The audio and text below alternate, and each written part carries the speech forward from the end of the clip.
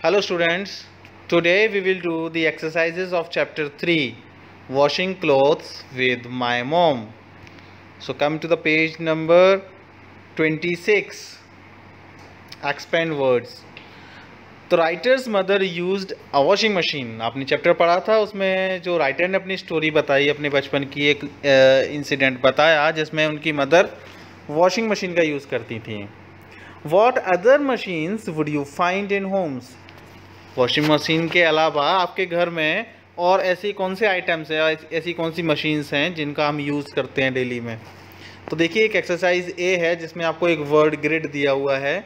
इसमें से आपको उन मशीन्स के नेम्स फाइंड करने हैं. Find names of 9 household items, यानी घरेलू आइटम्स. 9 आइटम्स आपको ढूंढने हैं इन दिस वर्ड सर्च, इस वर्ड सर्च के अंदर. Read from top to bottom and from left to right. आपको लेफ्ट से राइट रीड करना है और टॉप से बॉटम रीड करना है. इस तरह से वर्ड्स ढूंढने हैं 9. जैसे देखिए, एक मैं आपको करके बताता हूँ. वॉशिंग मशीन के अलावा देखिए एक हमारे घर में मिलता है ये वैक्यूम क्लीनर. देखिए, मैंने जिस तरह से आपको ये सर्कल करके बताया है, इसी तरह से आप सर्कल कर सकते हैं. एक और देखिए, इसके अलावा कोई और वर्ड मिला आपको? मैं आपको बताता हूँ. देखिए, ये है आपका यहाँ गीज़र. सर्दियों में हम गीज़र का यूज़ करते हैं वाटर को हॉट रखने के लिए, है ना?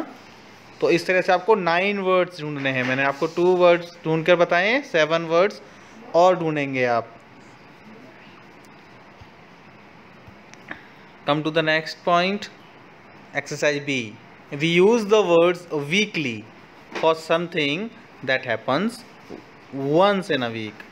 यानी अब कोई भी एक ऐसा काम जो वीक में हम एक बार करते हैं, उसके लिए हम क्या वर्ड यूज़ करते हैं?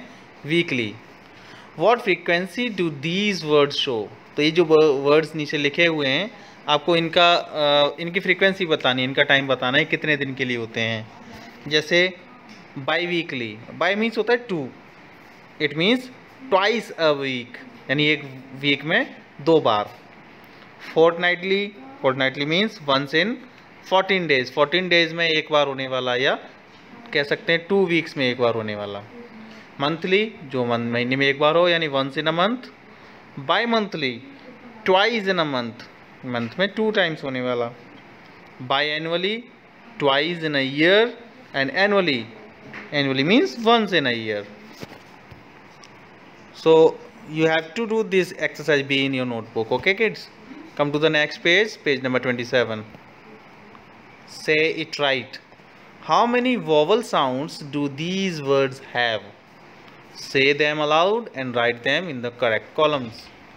तो देखिए, नीचे वर्ड्स दिए हैं आपको इनको रीड करना है और बताना है कि किस वर्ड में कितने वोवल साउंड हैं. और जैसे किसी वर्ड में 2 वोवल साउंड है, तो आप उस वर्ड को इस बॉक्स में लिखेंगे, इस कॉलम में लिखेंगे. 3 वोवल साउंड्स वालों को आप यहाँ लिखेंगे और 4 वोवल साउंड्स वालों को यहाँ लिखेंगे. जैसे मैंने एक एग्जांपल आपको बताता हूँ. 2 वोवल साउंड का है बेसमेंट. ओके, तो आपको बेसमेंट लिखना है यहाँ 2 कॉलम, 2 वोवल साउंड के कॉलम में.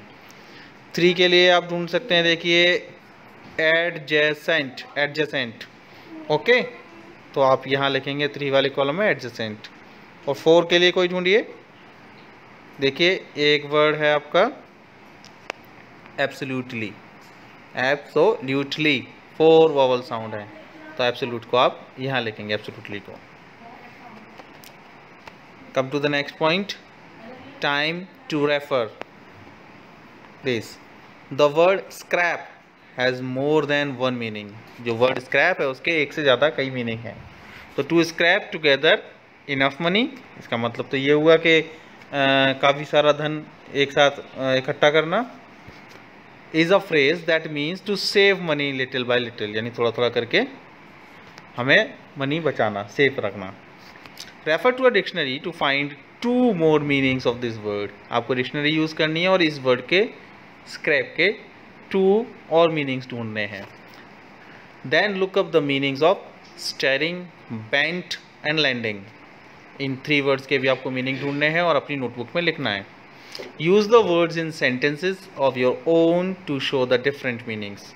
और जिस तरह के डिफरेंट मीनिंग्स आपको मिलेंगे उन्हीं के बेसिस पर आपको सेंटेंस भी बनाने हैं इन्हीं वर्ड्स का यूज़ करके।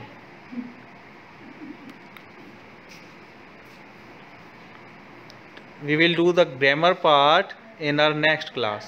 Okay kids, till then, bye bye.